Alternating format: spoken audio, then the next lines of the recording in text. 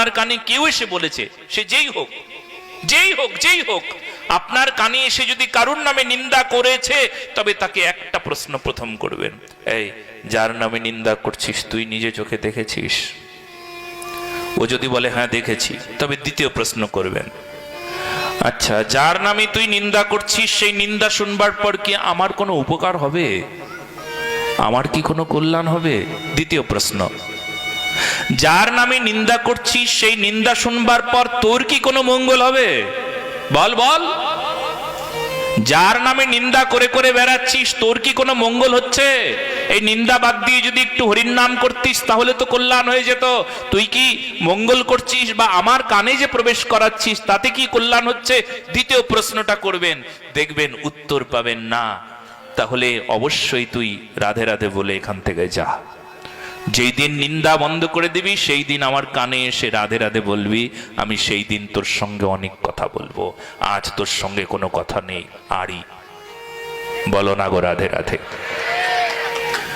যদি এইটুকু কথা আপনি বলতে না জানেন, বলতে না পারেন, তাহলে কিন্তু আপনার সর্বনাশ আপনি নিজে ডেকে নিয়ে আসছেন। কারণ কানের একটা বিশেষ ধর্ম আছে। কোন কানের ধর্ম? বলে সংসার জগতে কানের একটা বিশেষ ধর্ম আছে। সংসার জগতের কি আলাদা কান? বলে এইমাত্র শুনলেন তো, ওটা আলাদা কান। ভক্তির জগতের কর্ণ অন্যরকম, সাধকের কান আলাদা, আর সংসার জগতের কান আলাদা। ওই কানটা কেমন কান জানেন? শুনুন, ওই কানটার সংবাদ শুনুন।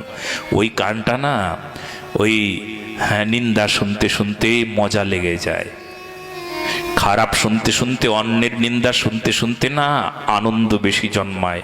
তাই নাকি? তাই নাকি? আর শুনতেও খুব মজা লাগে। কি কি বলে আজকালকার মানুষের মুখে শুনি অনেক সময়।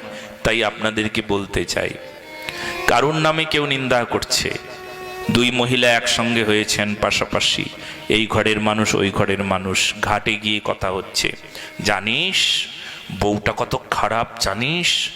প্রথমে বলে নিচ্ছে একটা গোপন কথা আছে, কাউরে কইবে না তো। আমি বললুম, আমি কখনো কোনোদিন কারুর কথা কাউকে বলেছি বল? বলে না, তুই কোনোদিন বলিসনি। তাহলে আমি বলবো তোকে? বলে হ্যাঁ বল, কিন্তু খবরদার কাউকে বলবি না। খবরদার বলবি না তো কাউকে? বলে না একদম বলবো না, কাউকে বলবো না। ওইসব বলতে আছে, কারুর কথা কাউকে আমি কোনোদিন বলি না, আমি ওই রকম মেয়ে ছেলে নই। হ্যাঁ, কারুর কথা কাউকে বলবো?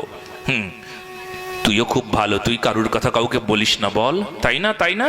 হ্যাঁ, আমি কারুর কথা কাউকে বলি না, কিন্তু গোপন কথা তো, সেই জন্য আজ তোকে বলছি। বল বল। বলবো?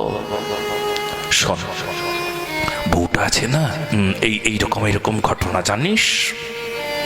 ও, আমি তো তাই ভাবছিলুম, আজকাল দেখলুম বাপরে বাপ, বউটার কি ঢং, কি রং, কি সং। এবার ওনাকে ঘাটের পাড়ে কথাগুলো শুনিয়েছে, কানে খুব মজা লেগেছে। পরের দিন আবার বলছে, কিরে নতুন কোনো খবর আছে নাকি? তুই তো কাউকে বলিসনি। না বলিনি, কিন্তু ওর পেটটা ফুলে আছে। এবার পরের দিন ওইখান থেকে গিয়েই কাকে কইমু, পেট তো ফুলে যাচ্ছে, বা কারে খবরে এই কথাগুলো না বললে তো শান্তি পাচ্ছি না, কিছুতেই শান্তি পাচ্ছি না। অভিশাপ ছিল কুন্তির প্রতি। নারীরা কিছুতেই কোনো গোপন কথা লুকিয়ে রাখতে পারবে না, বড় আদরে সোহাগে আনন্দে কান দেখলেই ভরে পুড়ে দেবে। যদি যথার্থ কান দেখে না, যদি কানটা কাছে আসে, কান উৎসুক, তবে কানটা ভরে সেই নিন্দার গপ্প করবে। এটা নারীর একটা বিশেষ ধর্ম। বলো না গো সবাই রাধে রাধে। তবে হ্যাঁ, নারীর এটা ধর্ম আমি বলে দিলাম, কিন্তু এটা কথা সত্য নয়। কোন কথা সত্য নয়? এটা সংসারের সাধারণ নারীর কথা, এটা ওদের ধর্ম, কিন্তু পরম ধার্মিক যে, তার কিন্তু এটা ধর্ম নয়। বলো না গো রাধে রাধে। সে তো অনেক উচ্চ তুঙ্গ শিখরে। আগেই বলেছি, অভিশাপ তো তাদের স্পর্শ করে না যারা আশ্রিত জন, অভিশাপ তো তাদের স্পর্শ করে না যারা ভগবত ভজনানন্দী। তারা কি সাধারণ কোনো নারী? তারা কি সাধারণ কোনো পুরুষ? তারা কি সাধারণ কোনো গৃহস্থী নাকি? তারা কি সাধারণ কোনো মানুষই নাকি? তারা তো অনেক উচ্চ কোটির, অনেক উপরের, তারা এই সংসার জগৎ থেকে তারা অনেক উচ্চ শিখরে পৌঁছে গেছেন, তারা সাধারণ কেউ নন। এই জন্য মহাদেব বলছেন, দেখো তুমি যার কাছে যাবে সেই নিন্দা শুনবার পর তোমার কি গতি হবে জানো? মহাদেব